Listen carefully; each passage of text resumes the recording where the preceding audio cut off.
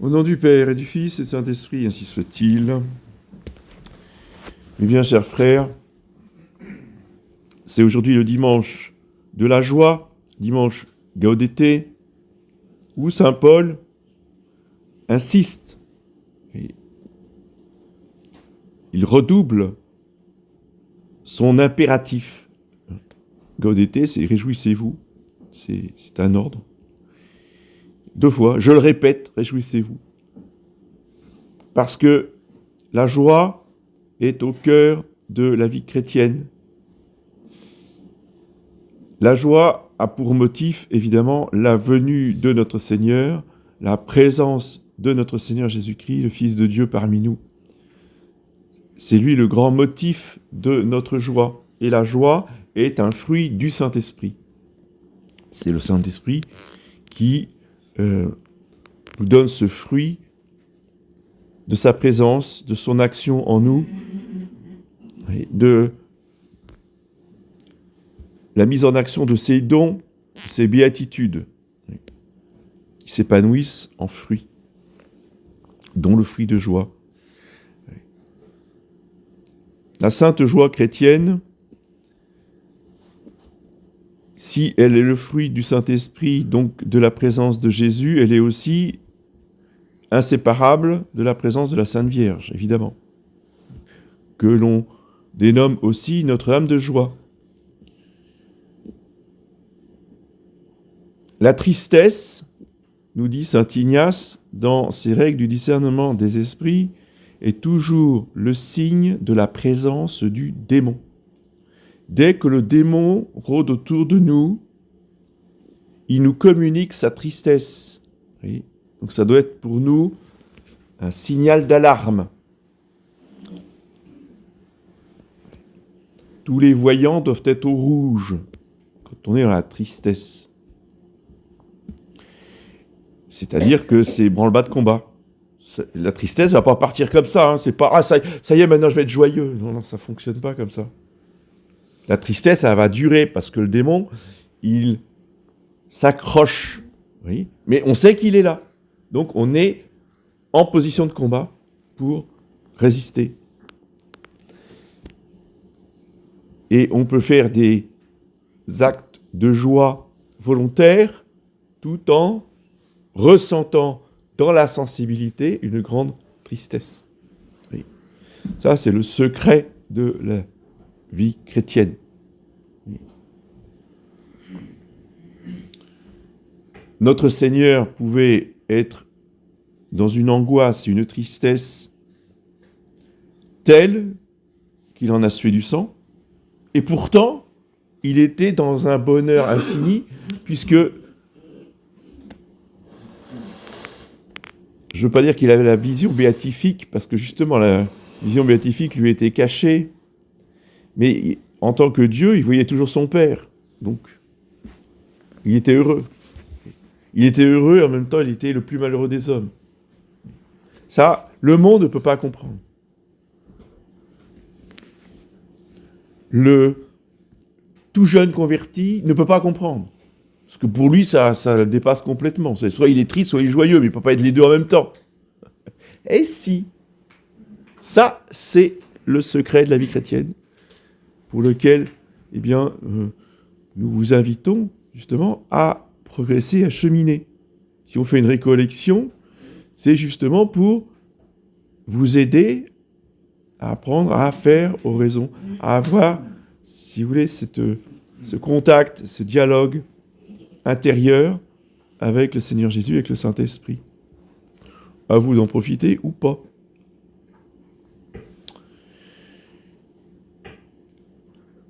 Mais c'est fondamental. On ne peut pas vivre dans la tristesse. La tristesse, dit encore l'Ecclésiastique, conduit à la mort. Oui.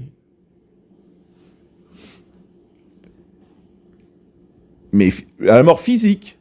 Donc avant la mort, il y a tout un tas d'étapes. Avant la mort, il y a tout qui se détraque. Vous voyez. Avant la mort, il y a la santé qui part dans tous les sens. Oui. Mais de façon plus ou moins spectaculaire. Si on ne lutte pas contre.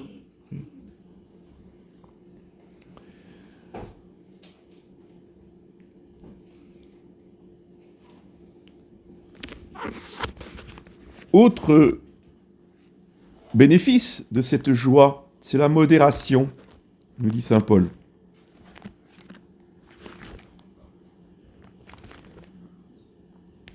Que votre modération soit connue de tous les hommes, parce que le Seigneur est proche. Donc le Seigneur arrive, il s'agit d'être modéré. Non pas d'être libéral, hein. C'est pas la même chose. La modération, dont parle ici saint Paul, c'est la sobriété dont parle ailleurs saint Pierre. Soyez sobres, car le diable tourne autour de vous comme un lion rugissant. Oui. Donc la sobriété de saint Pierre revient à la modération de saint Paul, c'est-à-dire fuir les excès, rester dans le juste milieu des vertus morales.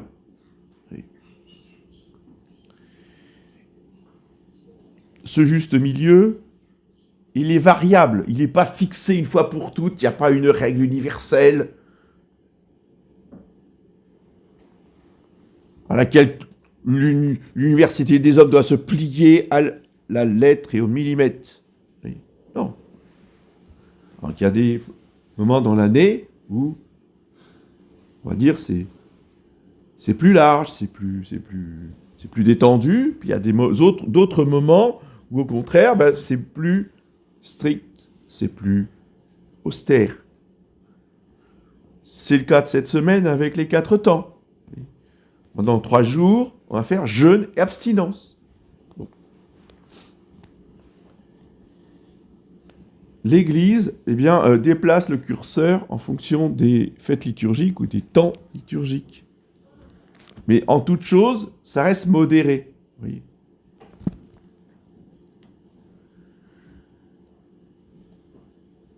Et parce que le Seigneur est proche et que nous en sommes joyeux, il ne faut nous inquiéter de rien. Que rien ne t'inquiète, que rien ne soit objet d'angoisse. Voyez. Sinon, ce n'est pas la joie.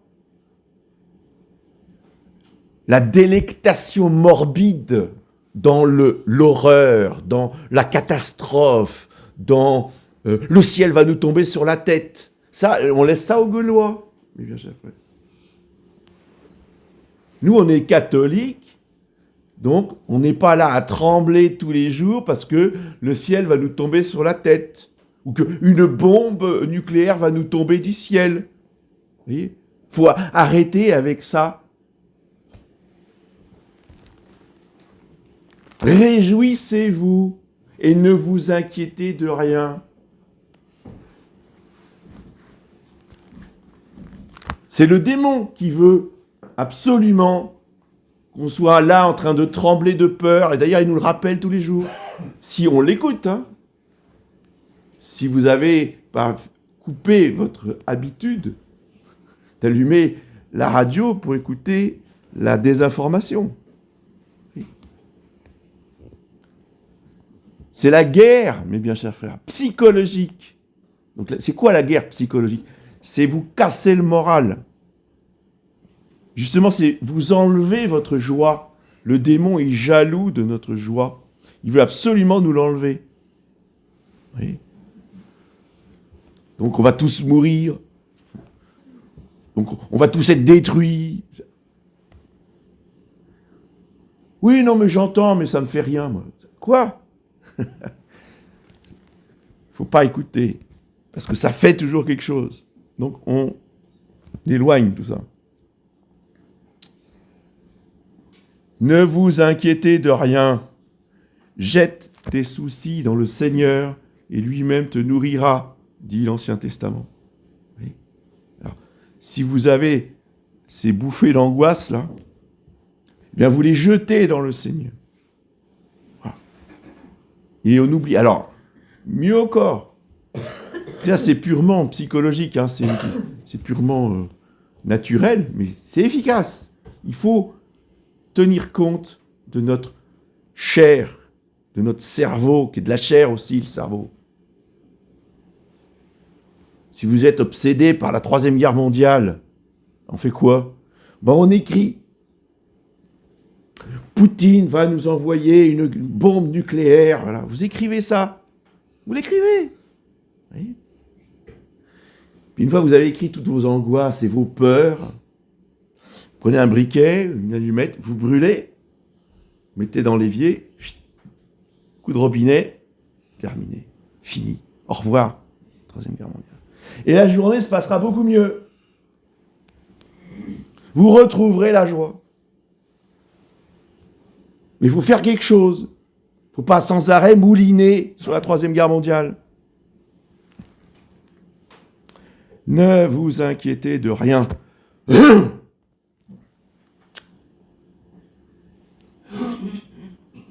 Faites connaître vos désirs à Dieu par la prière et la supplication, accompagnés d'actions de grâce. Oui.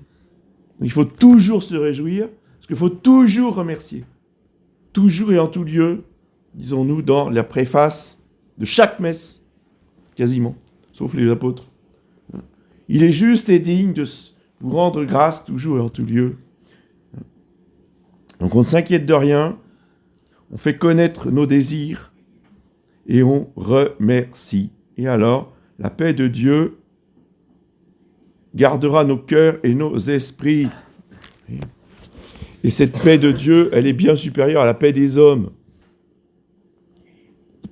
Et cette paix de Dieu nous protégera des angoisses des hommes,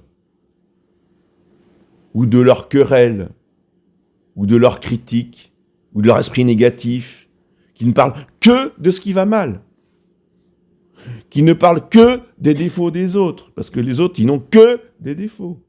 À commencer par ma femme, à commencer par mon mari, si vous saviez. Alors, on arrête, déjà, pendant ce temps de l'Avent, je termine là-dessus, bonne résolution, on arrête de faire focus sur les défauts de son mari, sur les défauts de sa femme. Puis on essaye de regarder toutes les qualités qu'on avait vues quand on s'était fiancé, voyez, qu'on a complètement oublié ou qu'on a mis de côté. Enfin, oui, on les connaît, mais le problème, c'est ses défauts. Non. La solution, c'est ses vertus. Si on voit les choses comme ça, oui, ça change tout. Et la joie va revenir. Eh oui, ça change l'ambiance. Mais le démon, lui, vous voyez, c'est comme s'il fixait notre regard juste sur les défauts. Mais surtout, regarde pas les qualités. Non, regarde pas les qualités. C'est les défauts qu'il faut voir. Et tous comme ça. Vous savez, les moines, c'est pareil. Hein. Les religieux, c'est pareil. Hein. Ils ne sont pas mariés, mais ils vivent ensemble. Hein. Toute la journée. Hein. Et celle-là, elle m'énerve. Oh, mon Dieu. C'est ça la vie de couvent. Hein. Puis là, on ne peut pas dire, je vais faire un tour, je reviens je vais prendre 3 jours de vacances, je reviens dans 3 jours, ça ira mieux. Non. Elles restent tout le temps. Elles ne peuvent pas bouger. Ou eux, dans les couvents, les hommes. Pareil. Il faut qu'ils supportent. Donc, le combat spirituel pour tout le monde, c'est on arrête de considérer que les défauts, les fautes, les offenses, et on regarde les vertus, les bonnes actions, la bonne volonté. Même si c'est maladroit, c'est quand même de la bonne volonté. Voilà. Et on est miséricordieux. Et on exerce la bénignité que l'enfant Jésus va venir nous apporter à Noël. La bénignité de Dieu va apparaître sur la terre. Voilà. Et bien que le Seigneur, que le Saint-Esprit nous fasse participer à cette bénignité, et tout le monde s'en portera mieux, au nom du Père.